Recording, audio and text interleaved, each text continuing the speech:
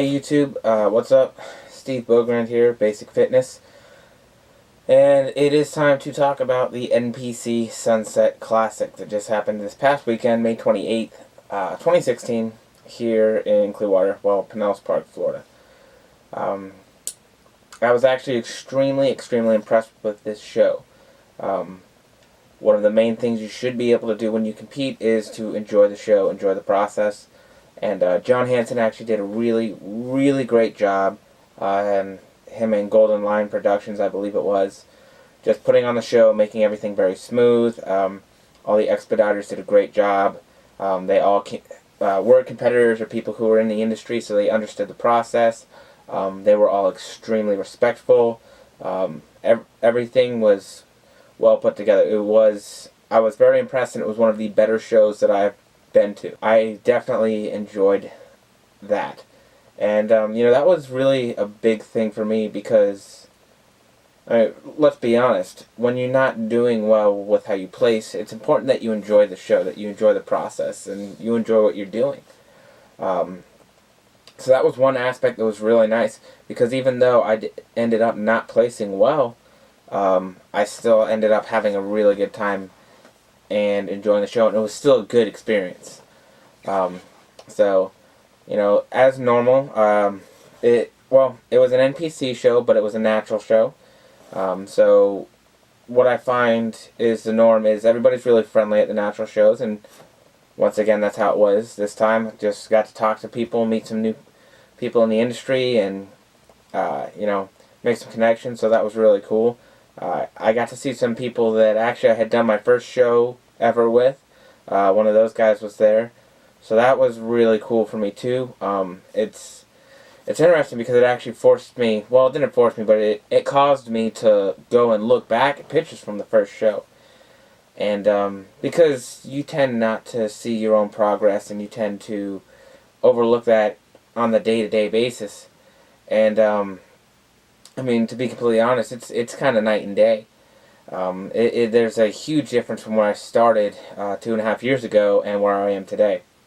But it was also cool to catch up with him and see how he's doing and see the progress that he's made as well.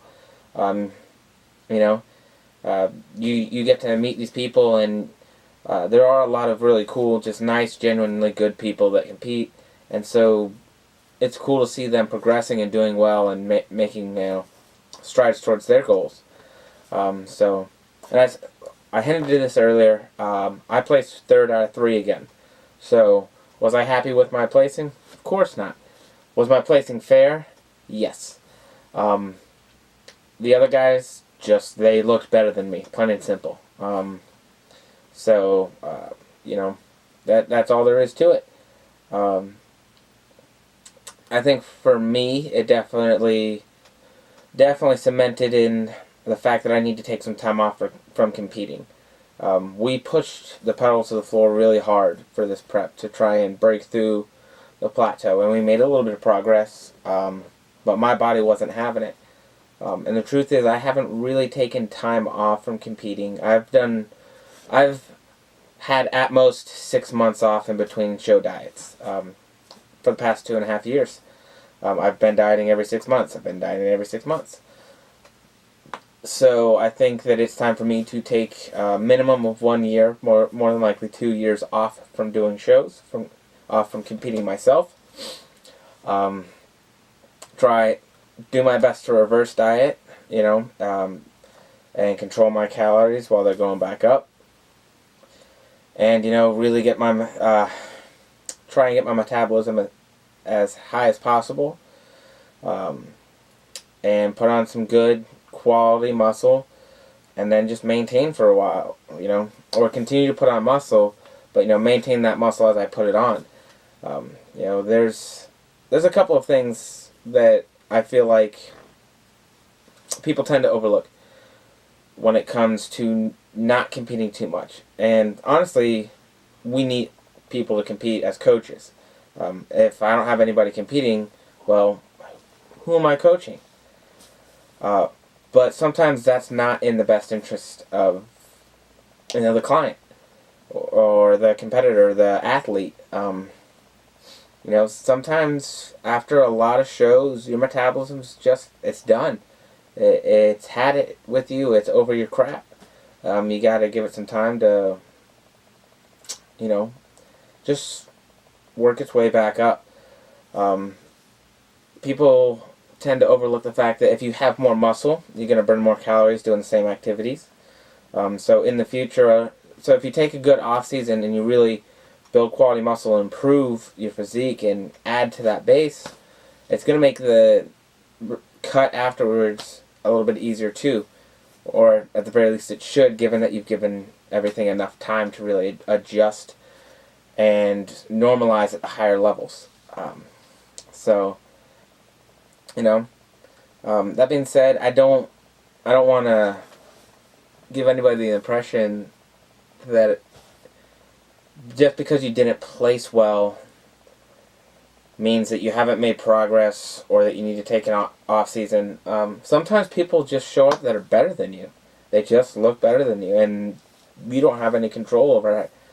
Other people's genetics, their muscle insertions, how easy or difficult it is for them to lose fat or to get really stage lean. And so, you can't allow a number on a trophy or a lack of a trophy even to dictate whether or not you've made good progress. Because this is a lifelong thing, and it's a time invested kind of thing. If you're like me, I haven't been training that long, only, maybe three years of serious training. And really only a year and a half or 2 years of actually knowing, what the hell I was doing when it came to really competing and understanding the process, and what volume was, and undulating periodization, and everything has only gotten better throughout my schooling and my education and my time working with Paul.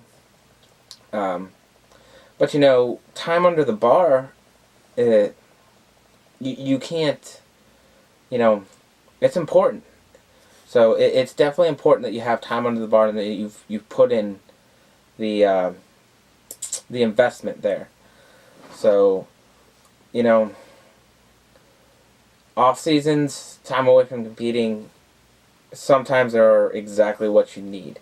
Not to mention, it's a lot cheaper not to compete, if you ask me. If you're doing shows that are different leagues, you're paying league fees for each one. Not to mention tanning's not cheap. I suppose you could argue that food's not cheap either, but I have found that I spend about the same amount on food either way. When my carbs and my calories are higher, I eat a lot of stuff like rice and oatmeal anyways, and a little bit less of the vegetables. And rice and oatmeal are really cheap.